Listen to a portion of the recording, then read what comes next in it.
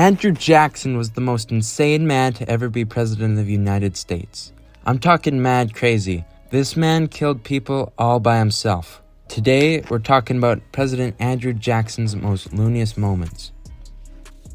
Jackson served as the 7th president from 1829 to 1837 and changed the whole nation in his time in the Oval Office. When he was just 14 years old in 1781, the Revolutionary War was near its end and Andrew had took up arms, and after a night on the run from a party of British soldiers, he found himself and his brother trapped in a house, surrounded.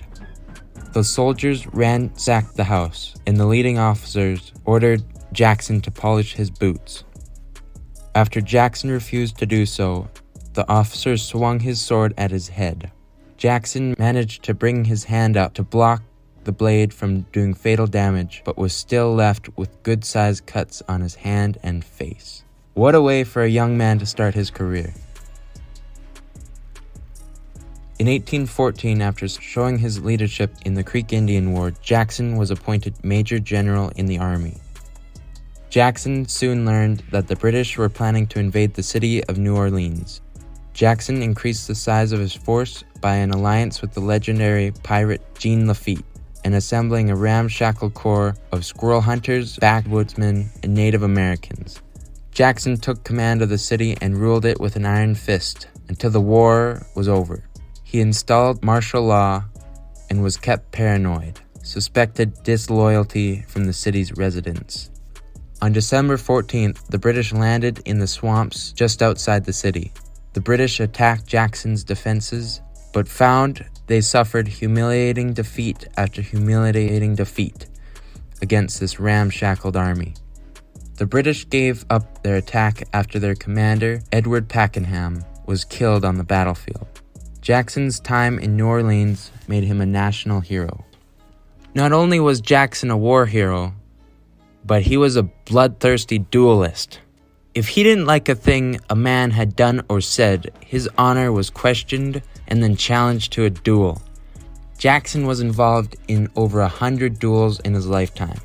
In 1806, he got into a duel with a man named Charles Dickinson. Jackson let Dickinson fire first, hitting him in the chest, barely missing his heart and lungs. Then Jackson carefully took aim and killed Dickinson point blank. After he was inaugurated president in 1829, Jackson invited the public to the White House for a celebration. A mob of rowdy Jackson supporters flooded the place and lit it up like the devil. Furniture was smashed. Drunken brawls broke out. Free alcohol was distributed. Jackson realized he had made a rookie move and had to flee for safety, staying at a hotel while the party raged on into the night. After all the partygoers had left the White House, completely trashed, Congress gave Jackson $50,000 to repair and redecorate the place. This event earned him the nickname King Mob. A year into his presidency, Jackson had Congress pass a bill called the Indian Removal Act of 1830, one of the most twisted moments in American history. The act allows the government to snatch up vast tracts of land belonging to Native Americans after relocating them to a concentrated zone. The relocation was one of misery and rife with corruption, fraud, and intimidation. Natives were forced to march from their homes without food or supplies westward on what became known as the Trail of Tears. Over 4,000 Native Americans lost their lives. Today, Jackson appears on the $20 bill, but Jackson hated the idea of paper money. He only wanted people to pay in gold and silver. This led Jackson back on the warpath, not towards the British or the Creek Indians, but towards the bank. He hated the idea of the bank having power. He fought it with executive power.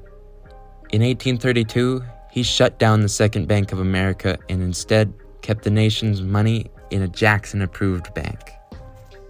Then in 1836, Jackson put out a bill that made it only possible to buy land using gold or silver, severely handicapping speculation in land and driving the country into the Panic of 1837. He made a lot of enemies. Jackson had many political fights and created many foes throughout his life. He quarreled with other officers in the military, his vice president, and members of his cabinet. He died in Tennessee at his home, the Hermitage, on June 8, 1845, but his ghost probably still haunts the capital to this very day. Thanks for watching. Like and subscribe for more.